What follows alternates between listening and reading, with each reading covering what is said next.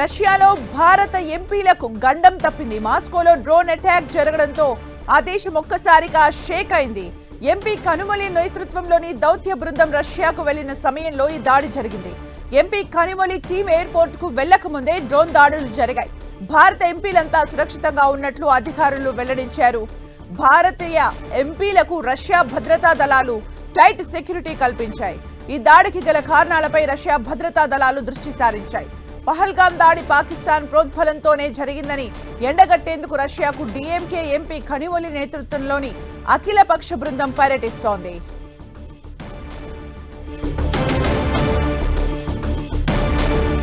భారత ఎంపీలకు రష్యాలో గండం తప్పినట్లయింది. అక్కడికి దిగగానే డ్రోన్ అటాక్స్ జరిగాయి.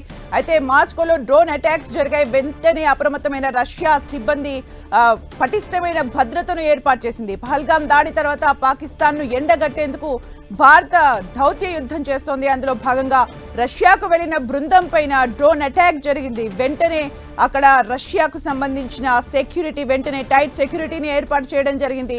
దీనికి గల కారణాలపై ఆరా తీస్తున్నారు. ఎంపీ కనుమలి టీం ఎయిర్పోర్ట్ కు చేరుకునే కొద్ది సమయం ముందు అక్కడ డ్రోన్ దాడులు జరిగాయి. భారత ఎంపీలంతా సురక్షితంగా ఉన్నట్లు అధికారులు తెలిపారు. అయితే అక్కడికి చేరుకోవడానికి కొంత సమయం ముందే డ్రోన్ దాడులు అక్కడ జరిగాయి. వెంటనే అప్రమత్తమైన రష్యా కట్టుదిట్టమైన భద్రతా ఏర్పాట్లు చేసింది.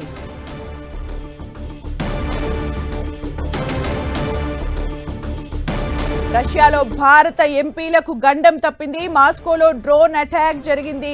అయితే భారత ఎంపీల బృందం అక్కడికి చేరుకోవడానికి కొద్ది సమయం ముందు అక్కడ డ్రోన్ అటాక్ జరిగింది.